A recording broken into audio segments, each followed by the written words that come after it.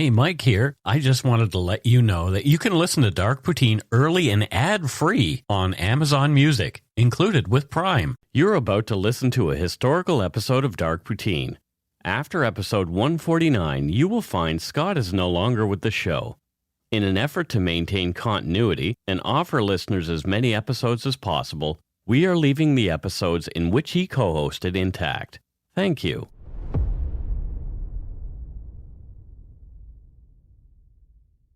Welcome to Dark Poutine. I'm Mike Brown, creator and host. With me, as usual, is my good friend and co-host, Scott Hemingway. Notice I have not. Yeah, I feel kind of bummed about that. Well, I've decided I'm going to stop harassing you at the beginning of the show. But what if I liked it? That makes it even more fun. Damn you to hell. Okay. Dark Poutine is not for the faint of heart or squeamish, as our content contains mature themes, harsh language, and graphic descriptions of violent crimes. Listener discretion is strongly advised. We're not experts on any of the topics we present, nor are we professional journalists. We're just two regular Canadians who are interested in the dark side of Canada. So put on your toque, grab yourself a double-double and an Nanaimo bar. It's time to scarf down some Dark Poutine.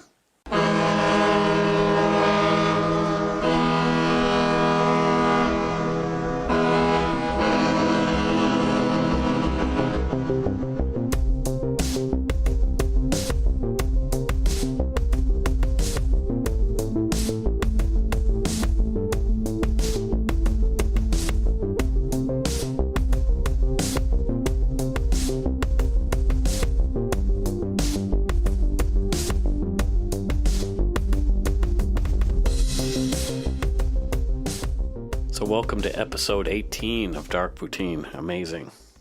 18. It's my lucky number. 18 is your lucky number? It was also Igor Larionov's number when he was with the Canucks.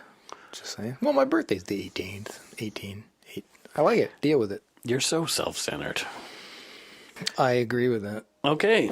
I've been waiting for some time to get to this particular topic. This guy's quite a creep. Yeah. Actually, you know what? I don't know why I even bother, because all of them are creeps. Yeah. No, yeah. It's not, I don't imagine someday we'll have, because, okay, this guy's a gem we're talking about today. He's really an upstanding... murdery gem. Yeah. Yeah. He killed and ate people. But aside from, what a lovely fella. Yeah. It was just, He made a mistake. How many times? 4. Yeah. Anyway, so in the next 2 episodes, we're talking about the life and crimes of the Monster of Miramichi, serial killer Allan Legere from New Brunswick. A real peach of a guy. Here in part 1, we get to know Mr. Legere, his early crimes, and his first murder, that of shop owner John Glendenning, during the commission of a burglary of Glendenning's convenience store. According to Doug Underhill's book, Miramichi Tales Tall and True, Miramichi is a river, a community, a region, and a state of mind. As local historian Manfred Wasson so aptly said, the Miramichi is a microcosm of the country. We encompass most of the founding ethnic groups of Canada. We have a strong traditional and cultural base from the native community, the French, the English, the Scottish, and the Irish. So that's Atlantic Canada pretty much in a nutshell. All I'm taking away from our 18 podcasts is that Canada probably has like some of the most wicked names for cities. Yeah, Miramichi. Miramichi, I don't know. Like I love that. Yeah. Well, where I'm from, there are places like, Antigonish. Tracy, one of our listeners, is from Antigonish. Muscadabbit. No, that one, I don't know why, but that one does it. Muscadabbit? Muscadabbit. Yeah. It sounds like somebody in Lord of the Rings. Yeah. There's a national park in Nova Scotia called Kejimkujik. Oh my God. This is like Kejimkujik? Kejimkujik. Oh, wow. Yeah, they're all Mi'kmaq names, so... Thank you, Mi'kmaq. Yeah, exactly. Wow. Muscadabbit, Kejimkujik. Oh, and Muscadabbit. You can't forget Tatamagouche. Tatamagouche. Tatamagouche. Yeah. Yeah. Have you ever tried it? It's delicious. It sounds Yeah, delicious. yeah. Actually, It's like pudding. yeah, but if you don't cook it right, Well, this is that kind of with everything. You don't cook it right, it tastes terrible. yeah. But today we're talking about Miramichi. Yeah, these names, Miramichi. They just kind of flow, They really do. There's a good cadence to them. right? But if you had not heard me pronounce it, you probably Oh, okay, I'm going to try to read it. Miramichi? yes, yeah, Miramichi. That's how I would say it. Miramichi. Yeah. Anyway, so yes, That ends this episode of Canadian Cities. exactly. But Allan Legere was born on February 13th, 1948, not in some place that does not flow as nicely, in Chatham. I still like it. Chatham. Yeah. Well, I guess Chatham is nice. Yeah, you hang out with your friends and you're Chatham. Yeah, Chatham, New Brunswick. Chatham up. His parents were of French ancestry, thus his last name, Legere. Coincidentally, February 13th is the same birth date as the late brutal abuser Billy Stafford from episode 16. Piece of shit. He was born in 1941 and later had his head blown off by his long-suffering wife, Jane. She relieved him She relieved him of his brain. of his brains all over his pickup truck. That's right. Billy Stafford lied and told people he'd been born on Friday the 13th and that he was in league with the devil. He was actually born on a Thursday. Boo. Yeah. Liar. But And a liar. Legere, on the other hand, was really born on Friday the 13th. Dun, dun, dun. Exactly. If there ever was a man with the devil in him, Allan Legere would fit the bill. This is true. His family life was rough right from the beginning. From the book Terror's End, Allan Legere's mother, Louise, said her husband, Vince, was the most twisted and vicious person I knew. Interesting. However, that was not Alan's father. Even though she was still married to him, Vince took off to look for work in 1945, and he just didn't come back. Allan Legere's... What's so funny? I just like it. Yeah. Did he know?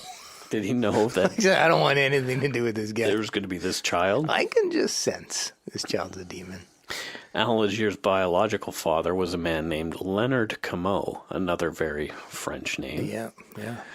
He quickly took off after fathering Allan. There's a pattern here. Yeah. Jeez. I feel bad for Louise, to tell you the truth.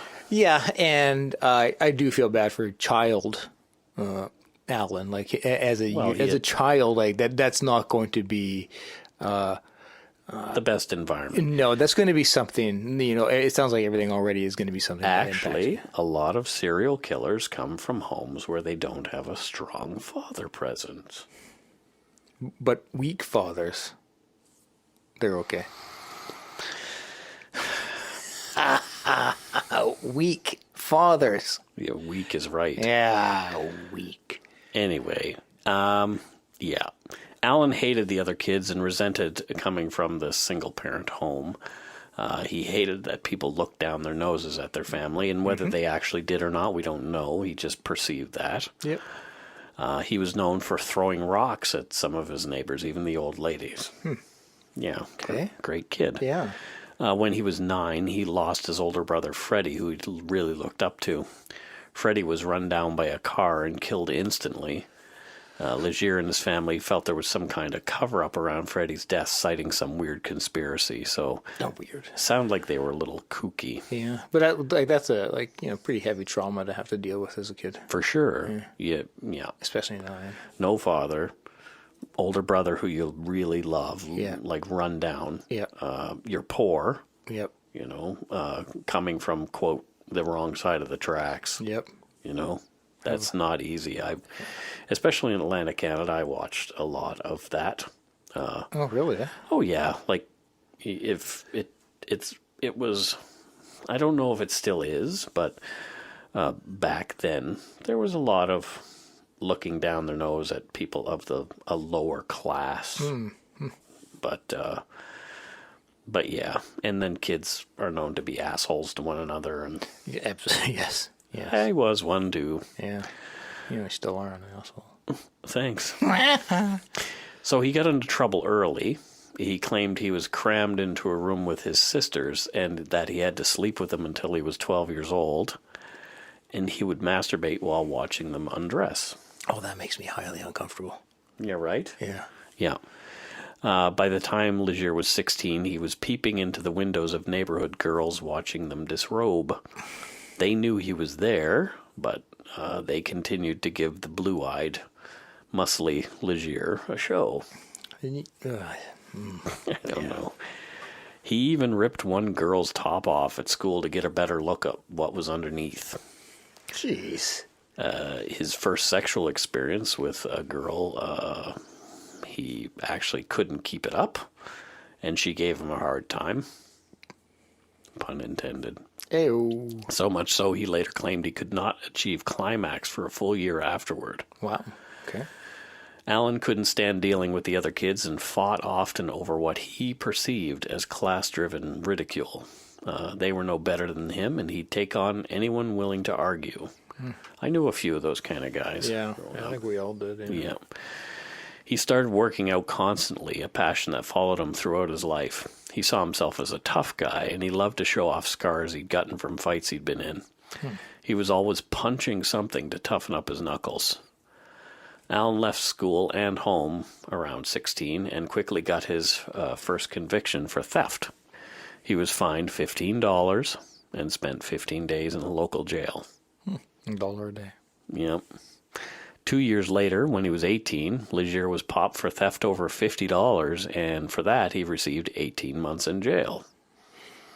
Okay. Not a great beginning to being an adult. Nope. When he got out, he worked some menial jobs. Once he was a longshoreman for a while. It's hard work. And he even spent some time felling trees as a lumberjack. Oh, and if you look at this guy, if you see some pictures of him, he looks like that stereotypical lumberjack. Seriously? Yeah, you can kind of see him wearing the plaid and whatever. The Paul Bunyan look. Yeah, the one that we so proudly wear in Canada. Yeah. Yes. Anyway. He moved to North Bay, Ontario, and fell in love. He got married, fathering 2 children. He began to work as a machinist at this time, so maybe he's cleaning up his act. I'm going to be optimistic. You are good. Yeah. Good man. I think this episode goes nowhere. Yep, it's done. He was not the best father or loyal husband. Yeah. He moved back to the Miramichi region and went to work at a pulp mill. The reason he moved back, he was starting to get in trouble. Okay. Amazing. Yeah. It was home, after all, in the Miramichi.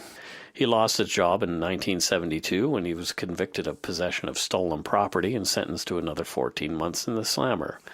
Dear Mr. Legere, we're not holding your job for you because you're going away for a year and 2 months.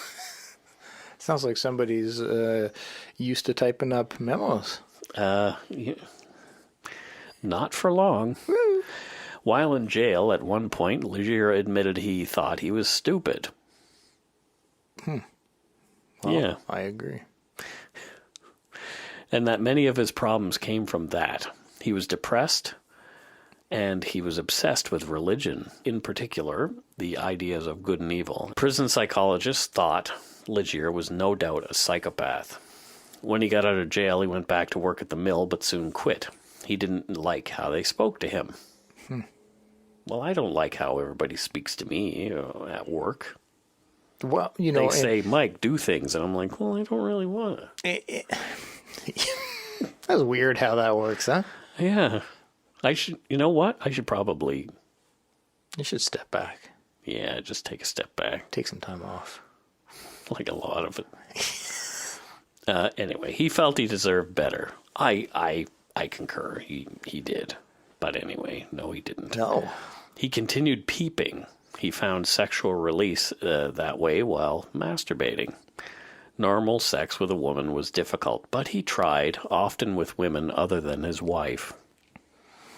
Yeah, peeping, like I get chills when that topic comes up. I remember an ex of mine sitting in the living room. Her roommate screams from the kitchen because it was a kind of a basement suite, and right at the window there's a dude cranking it while she's cooking, and it was just such the reaction in my girlfriend's friend, like it was just like I still, so when I hear about peeping, I get like the shivers, like I was in that moment. So You said cranking it? yeah, and it wasn't an engine.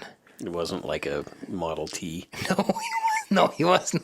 He wasn't like cranking a Model T to get Visually, there's some comparisons to be made, but So he was feeding the geese. he was feeding the geese, yes. And my poor friend, like she's just making her lunch for the next day at work, and, and you look up and Here's this dude. yep. Yeah, it was terrifying. But anyway, so like I always still kind of go back to that moment when I hear the word peeping. So thanks, Mike. Triggered. You're welcome. So he was getting weirder as time passed. Great. He'd become obsessed with the Bible. He even claimed he himself was the way to God. Legere even stormed into church shirtless one Sunday, shocking parishioners, telling them that only through accepting him as their savior would they find their peace in heaven. I mean, that is typically one of the more successful ways to convince people. Go into church with like cut off jeans and no shirt. Anywhere, barge into anywhere. It's and like, be like, you need to listen to me. It's like Randy from Trailer Park Boys. I've got it, people. I've got it. Got it all figured out. Yeah, so it was a good tactic. He's a wackadoo. After one police chase, he yelled at cops not to touch his beautiful body. Wow. Yeah. Wow. He'd been working out for a long time, and he saw himself as a god physically, too. And surprise, booze and drugs played a big part in Legere's life. I can't say I'm surprised. People said that when he was sober, he was a pretty good guy, but generous. But when he was loaded, look out. Yeah, it's a weird thing. Like, I get it, but it's kind of like saying, when he was nice, he was a good person. But when he wasn't nice, he was a bad dude. It's like, yeah. Yep. Yeah. So when he wasn't drunk, he was a good fellow. When he was drunk, he wasn't. Oh, yeah, you don't say. It's kind of how it goes. Allan Legere was unpredictable. Well, it sounds like he was kind of predictable with the drunk and sober thing. Yeah, right? People were becoming afraid of him, probably for good reason. He would break into different houses, creeping around in the dark and, quote, feel women up as they slept. Yeah, yeah. That's a direct quote from him, that he would feel women up as they slept. Yeah, like I just want to hurt people like him. Yeah. Well, that's why there's A prison, a judicial system? Yes, exactly. Yeah, no, absolutely. He would even creep into friends' places late at night and scare the shit out of them just because he could, often carrying a knife for effect. Yeah, right. Hey, look, I got into your house with a knife.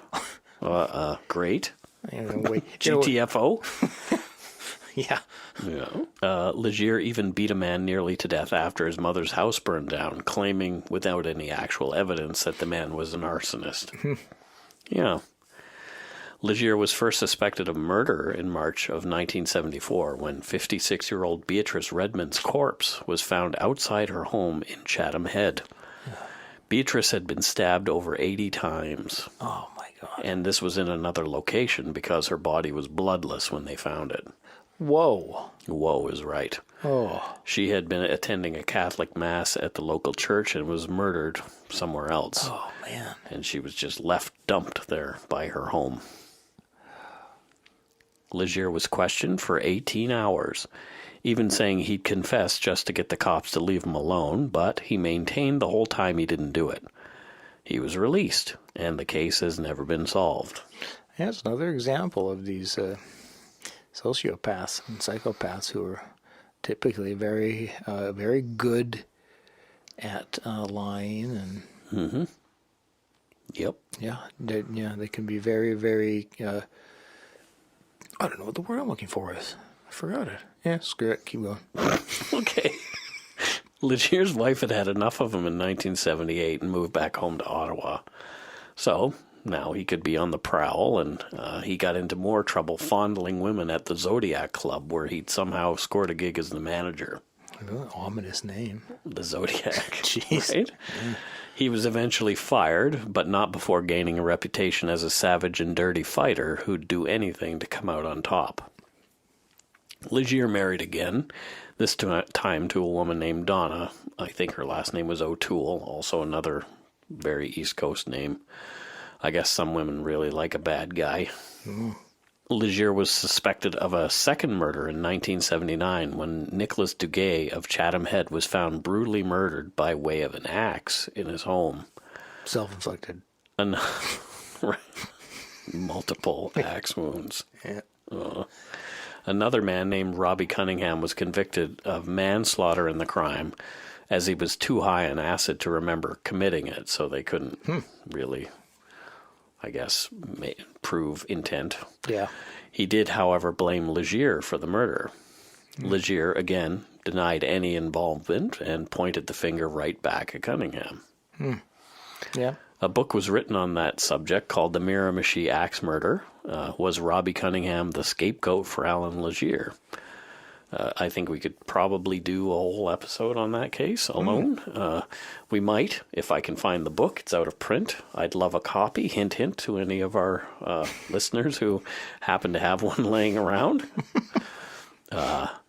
Legere landed in more hot water in 1979 after slashing a broken beer bottle into a man's face and twisting it. Oh, wow. Nearly severing the man's cheek. He's just a terrible human. There's just no, ultra violent guy. Yeah, and those kind of people you just don't want to even be near. Oh God, no! Even as a friend, as anything, you don't like. Not somebody you should be spending time near because it's going to come your way. Yep. I know that one pretty well. Yep. Ask my broken nose and busted teeth. Even though Legere pulled a knife on the cops who'd arrested him for that crime, he was a slick talker and received only a 24-month sentence for the crime. Oh, that's the word I was looking for. Convincing. Convincing? Yeah, they can be very convincing. Yeah. Great. Yeah. That's helpful now. Yeah, it is. So Legere was a menace. Not Dennis the Menace, but a menace.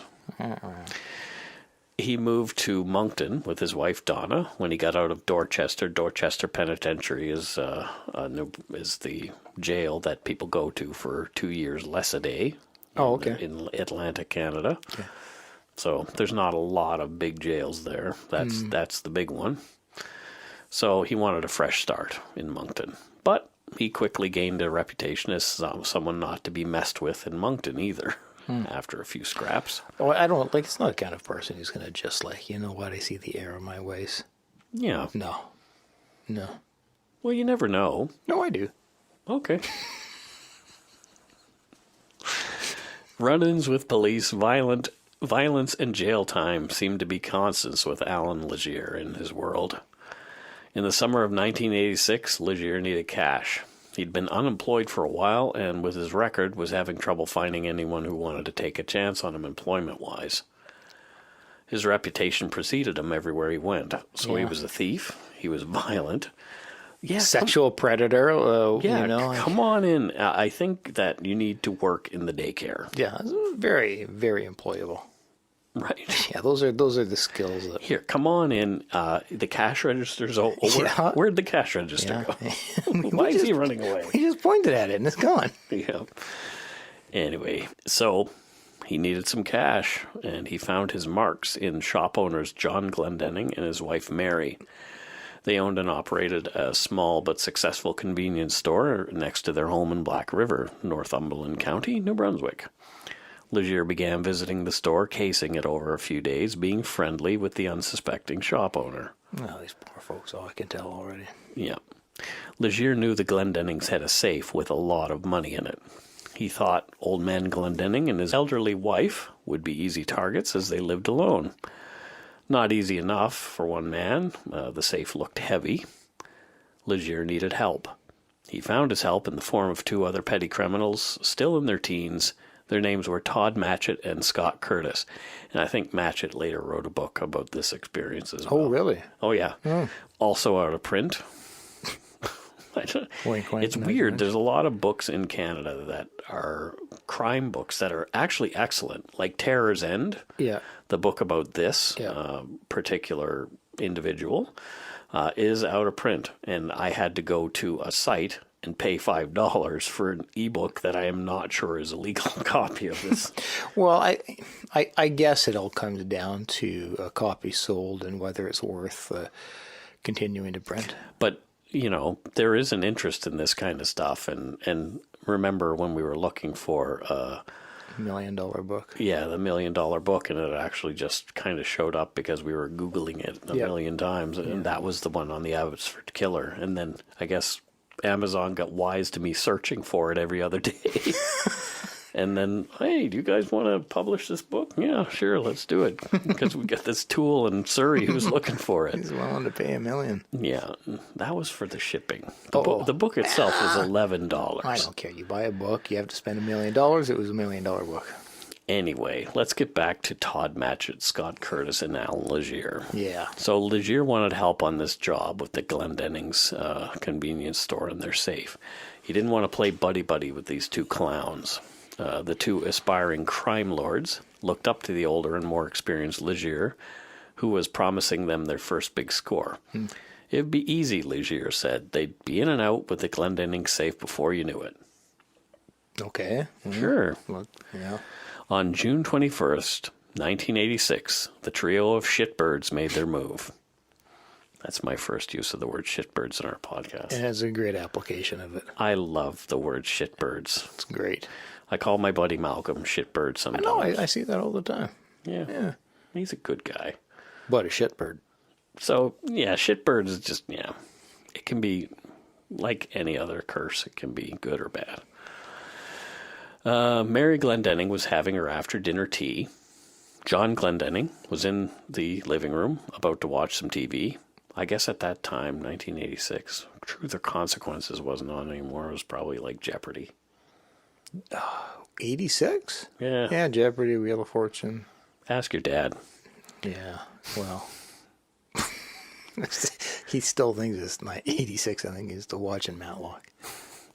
The three men burst into the Glendenning home in, they did it home invasion style or blitz attack, just rushing in. Can you imagine these two older people are just terrified when these creeps just smash through their door? It's not anything you'd be. It's a lovely, peaceful community. Yeah. They've got by the sounds of it, a quaint little lovely life. That's not something you're expecting or can ever predict. And so I can imagine the instant terror. Exactly. And I mean, the area, the Miramichi, is not known for this kind of thing. Yeah. It's not like Atlantic Canada is not a hotbed of criminal activity. No. Although we've done a few crimes back there, I'm hoping that people don't think that because we've done that it's full of criminals, because it's not. Is it though? Oh, jeez. So one of the younger men wore a stocking over his face. The other had a hat pulled down over his. Allan Legere just hung out near the door while Matchett and Curtis did the heavy lifting. Mr. Glendenning was viciously hit in the head with a rock from his own garden, and they proceeded to tie him up. The other young man shoved Mary violently, screaming at her. This is the guy with the stocking. Yeah. He tied her up, removed her bra and panties, and pawed away at the elderly woman. Oh, jeez. Sexually assaulting her. Oh. Yeah. Poor, just the fear, the poor lady. John Glendenning asked the men what they wanted, begging them to leave his wife alone, saying he'd give them whatever they liked. Yeah. They wanted the safe. Mary said she would take them upstairs to open the safe. Legere and his partner in the stocking mask shoved Mary Glendenning violently up the stairs, where she was beaten unconscious while trying to open the safe. Oh. The third man remained with John Glendenning. When Mary Glendenning came to, hours later, she didn't see John anywhere. The house was quiet. She was badly beaten up, bleeding from the nose and mouth. Her dentures were out, and she had a scarf tied tightly around her neck. Oh. They'd tried to strangle her. She called her daughter to tell her what had happened, I guess in her Hayes, that's the first person you call after an assault. You don't think of the police, you think of people you love. And that violent of a beating, there's going to be some pretty substantial confusion. Yeah. And, God. And apparently these ass clowns had cut the phone lines, and they thought they had cut them correctly, but there were 2 lines in the house, and one of them happened to be working, thank goodness. Yeah. Mary Glendenning's daughter called the police, and everybody arrived at the house pretty quickly. About 6 cop cars showed up. Signs of a vicious struggle were everywhere, and the house was a disaster. The safe was missing. They called for John. No answer. Mary believed the burglars had killed John, and sure enough, John Glendenning was found behind the door in their bedroom dead. He was covered in blood, still tied up with the electrical cord from their clock radio. The rock John had been bashed in the head with laid beside him. John Glendenning was beaten to a pulp. He was literally covered in bruises. I read something from what the coroner said. Yeah. That he was having a hard time finding a part on Glendenning's body that was not bruised. Oh, wow. Wow is right. Wow. Like his fingers were broken, his toes, you name it. How can humans do this to each other? Well, they do. Yeah, I know. Thus the podcast, but I still struggle to with no conscience. Like, how can someone? Yeah. Well, it gets better. There was a dirty boot print on Glendenning's face as well. A shirt had been tied tightly around his neck. This is what ultimately killed him. He had been strangled. So, in my mind, the boot holding him down and then pulling up on the shirt that was around his neck to strangle him. Yeah, but that's not going to really get it as tight as one would. Well, it was already tied tightly, right? So it's just yanking and using the weight against the guy. God. Mary Glendenning was alive, but barely. She was rushed to a local hospital. The doctor who first saw her said he, quote, couldn't believe that a person could be that badly beaten and still be alive. Oh. Yeah. Her scalp was swollen and bruised. Her forehead was fractured. She had 2 black eyes, and her mouth was swollen shut. Along with many other brutal injuries all over her body, Mary Glendenning showed signs of having been sexually assaulted with a gun. Mary didn't recognize the men who'd assaulted her. The stolen safe from their house and murdered her 66-year-old husband. So, yeah. Only days after, an anonymous caller said that she had seen 3 local men with a safe and more cash than they could have earned honestly. They were Todd Matchett, Scott Curtis, and, surprise, Allan Legere. She told the cops that they had a gun and that they were driving a red car. Matchett's mother had a red car. The cops went to work looking for these 3 who they knew well. Allan Legere was pulled over driving his own car. It was a Nissan 240Z, I think. Oh, really? Yeah. I remember those. Yeah, and he used to like to drive it really fast, apparently. He was arrested for the murder of John Glendenning.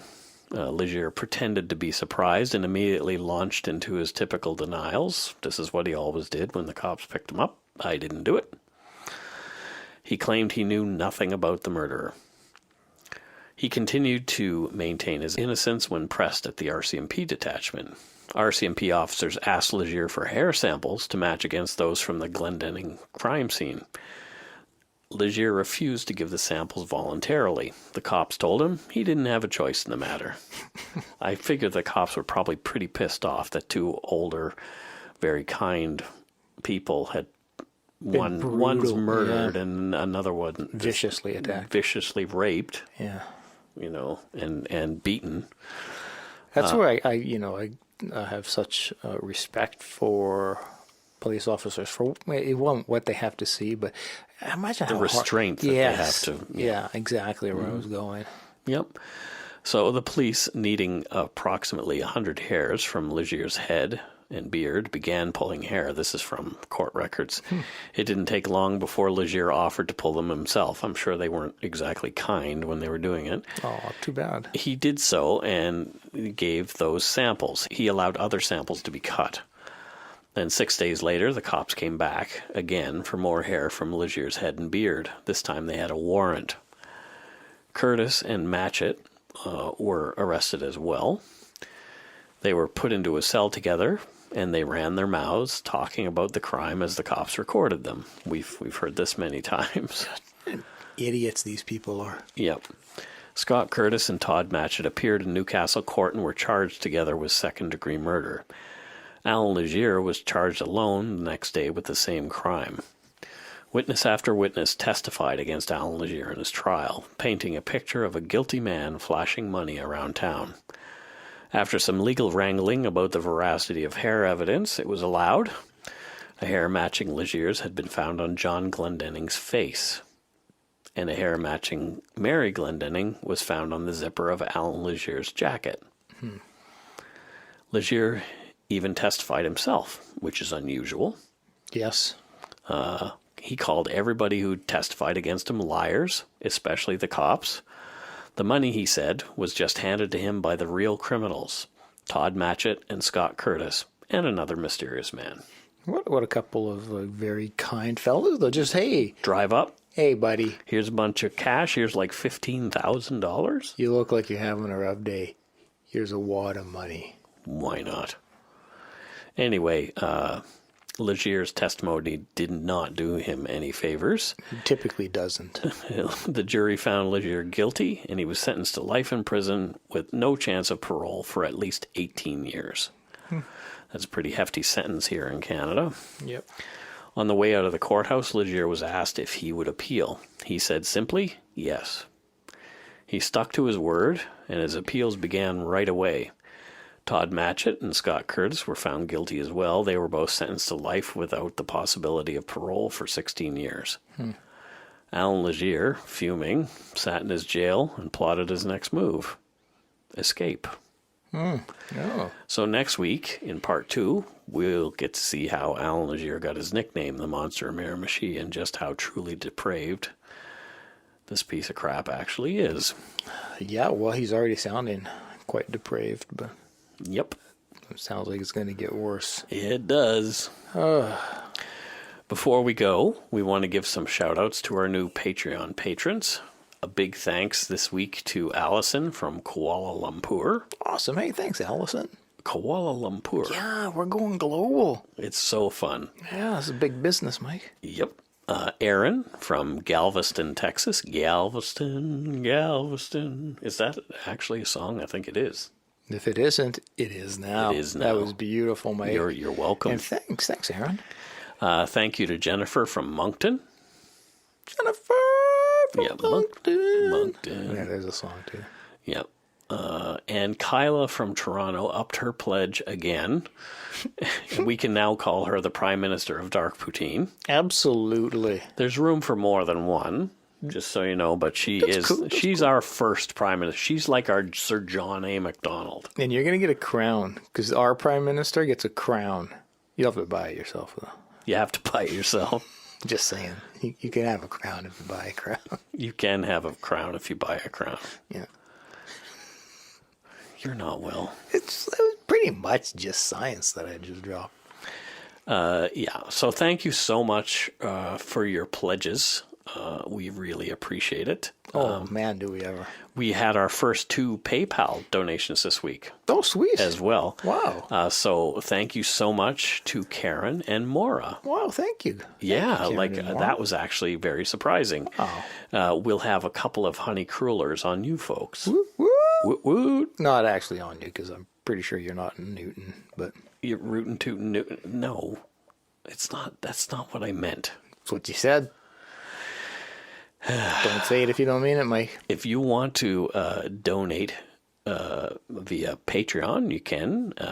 You can do so at patreon.com/darkpoutine. And if you want to send us some donut money via PayPal, our email address is darkpoutinepodcast@gmail.com. So we had some interesting we had some conversation last week, and I said, or you said, I can't remember. It was said. It was said. One of my favorite sayings, and people who know me know that I say this a lot, when I'm upset, or even when I'm just kidding around, I will tell somebody to go shit in their hat. It is like, it's quite frequent. It's quite frequent that I say go shit in your hat. Yeah. I tell people to do other things with their hat as well, but I am not going to say that.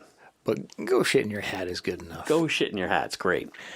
And it is great. I stand corrected. It's fun. Actually, the root of go shit in your hat is from William Blake. Whoa. Yeah. You did some research, Mike. Well, actually, Carol, my wife, did the research for that particular thing.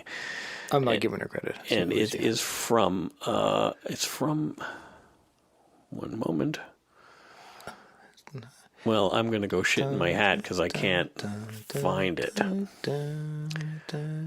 While Mike's looking for that, I'll just spend some time talking to everybody on my own. Really glad But anyway, you're listening. And they're still listening. We can just cut that out. No. Please. No, I got that ramble. I like it.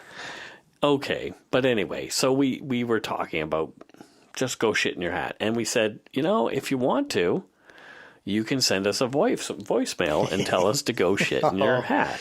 Oh. And so a lot of people actually sent us voicemails. Yeah, I love them. In various languages, actually, from all over the world, telling us to go shit in your hat. Oh, it's glorious. So here is a little montage that I made up this afternoon before we did this podcast. It's going to be a montage. A montage. Hey, Mike and Scott, this is Megan in Decatur, Georgia. Y'all asked for it, so go shit in your hat. Mike, Scott, go shit in your hat. Oh, geez, did I say that out loud? Sorry. Scott and Mike, go shit in your hats. Hey guys, it's Lauren from Dubbo, and I wanted to say that I love the podcast, but I really wanted to tell you to go shit in your hat. Scheiße in einer Hut. Hi, Mike and Scott. It's Veronica, so I'm calling to say, go shit in your hat. Ve a cagar en tu sombrero. If it's not too much trouble, could you please go shit in your hat? Thank you. Sorry. Go poop in your toque. Hello, this is Chris Brotherton. And Scott and Mike, go shit in your hat. Go shit in your hat. Go shit in your hat. Thank you to Adam, Chris, Veronica, both in English and Spanish, Maya from Denmark, Danya, for telling us to go poop in our toque, Di, my brother JP for the German Scheiße, Junior, Lauren, Megan, and Navarra. Thank you so much. Oh, there was, however, one other message. It was all glorious, by the way. That was, thank you all. Keep it coming. Don't end with the shits and the hats. Yeah, you know what? If you guys tell us to shit in your hat once a week, like if somebody says shit in your hat, leave us a voicemail. Make it with your phone. Just send it to darkpoutinepodcast@gmail.com. Say, hey, Scott, Mike, go shit in your hat.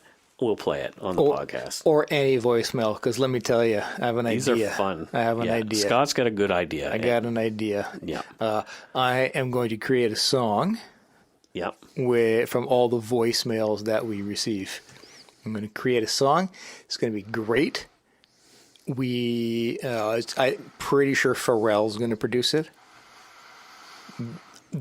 That's probably a lie. You're telling lies. Yeah, again. but I am going to make a song, and you will all have a song with your beautiful voices in it. So just keep sending the voicemails, whatever it is.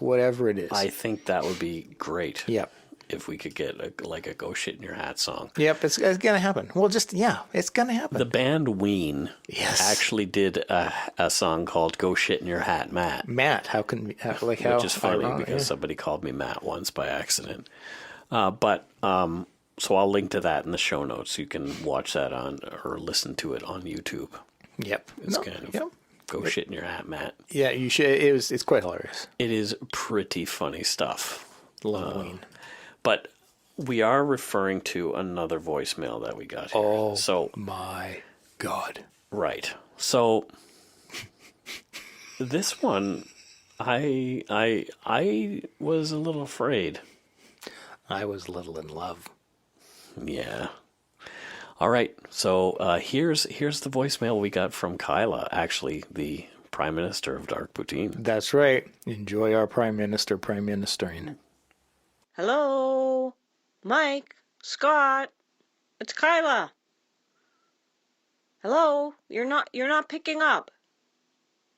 Can you hear me? I know you're there. Okay, so this is how it's going to be when we reach 50,000 downloads.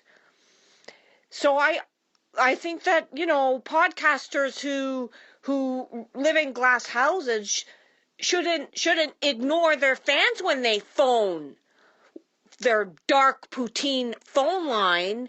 Oh, Dark Poutine, yeah, I'm real scared.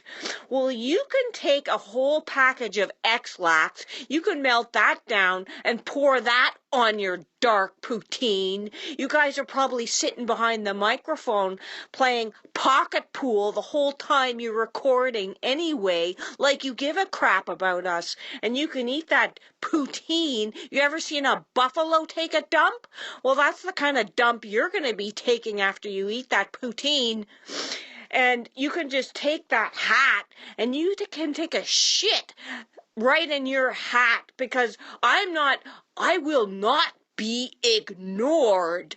And you're going to have a fucking Charlie horse like you've never felt before in your anus for the rest of your natural life once you've eaten that.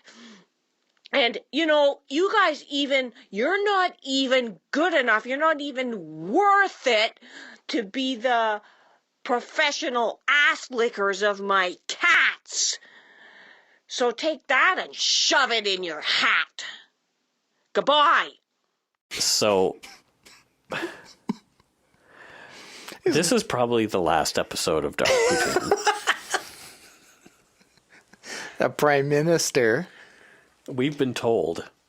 Oh man, did we ever? We've been told. Were we ever, in glorious fashion? I think that was the most cursing that we've ever had on this show. Poop, poop, poop, poop, poop, poop, poop, poop, poop, poop, poop, poop, yeah. Poop, poop, poop, poop. No. It was a glorious use of the word anus as well. Oh, that was just probably the best voicemail ever recorded in the history of voicemails. To date. To date. So if you think you can top that in some way, and please just not another angry voicemail. No. Okay. However you want it. If it is like whatever you want to do, whatever floats your boat. Yeah, if anger voicemails float your boat. If your boat is floating. That was just epic, though. It was epic. That was epic. I love it. I absolutely loved it. Yeah. So for our Patreon folks, we will be moving on to our after show after this. We got some good feedback from folks. They said they enjoyed our banter. Yeah. Because that's all it is in our after show is banter. We put on velvet robes, corncob pipes. What? Anyway, so to learn more about this show and see the other episodes, check out our website, www.darkpoutine.com. There's show notes and other cool stuff there. Yep. Oh, you can buy T-shirts, etc., etc., etc. What? Yeah, in our store. Some people have. I got my my phone case. Yeah, my Dark Poutine phone case. People have been posting their shirts and hoodies. I love it. It's Malcolm and great. Sarah. Yeah, exactly. Yeah. Yep. There's been a number of shirt postings. Yep, I love it. It's pretty great. Go shirt in your hat. Go what? What? Well, I ordered you a shirt, Scott. Yeah. I ordered you two. I'm going to put it in my hat. Why are you going to do that? Nah, I'm not going to. I'm going to put it on my body. You're going to put it on your body? Yeah. Put it on my body. Why am I so disturbed by that? Maybe you've seen my body? I don't think I ever have. Yeah, well, you're gonna. Whether I like it or not. Whether you like it or not. So- I'm going to take photos of me shirtless, and when you're not looking, I'm going to make them all the wallpapers on your desktops and every computer you have. I feel sick. You should. I probably should. You should. So, oh yeah, the Yumber Yard. Our closed group is actually taken off pretty well. There's a lot of folks posting in there. It is always busy, and I love it. Yes. We got such a bunch of cool folks who come and hang out with us. It is so neat. Yeah, I haven't been able to be as busy, as active in there in the last week or so. I've had a family member, a close family member in the hospital, so it's been occupying energy and time. Yeah, and I'm working pretty much every day, so... But I hope to get back and be in a daily comment or reply or... Yeah, for sure. Oh yeah, I forgot Tanya posted a picture of her in her dark Poutine Yumber Yard shirt too. And clouds and rainbows? And rainbows and clouds. It's very cool. I actually love that logo. I'm very proud of it. I legit joking aside, it's a fantastic logo. Yeah, you should be proud of it. It turned out pretty well. Yes, it did. Yeah. So, you can leave us an internet voicemail at darkpoutine.com/message, and we'll play it on a future episode. And we've proved it here that we will play it. If you tell us to go shit in our hat, we will play it. And a song. Yeah. It's going to be a love ballad. It'll probably be a rap song, knowing you. Shut it. Please follow us on Facebook, Twitter, and Instagram. Just search Dark Poutine and tell your friends about us. Especially fun, we mentioned our closed group, the Yumber Yard. You can subscribe to us on your favorite podcast directory like iTunes, Podcasts, Google Play, Stitcher, TuneIn, Spotify, or at our host Podbean. Spodbean. Spodbean, yeah. Also a great host. No. Lots of you have left 5-star reviews, and that 1-star review is still there. You should stay there just for posterity. Yeah, it's fine. Yeah. It keeps me humble. No, it doesn't. No, it's true. Every little bit helps. We really appreciate you letting us fill your ears with another episode of Dark Poutine. Come back next week for part 2 of Allan Legere at the Monster of Miramichi. And don't forget to be a good egg and not a bad apple. Bye-bye. Bye.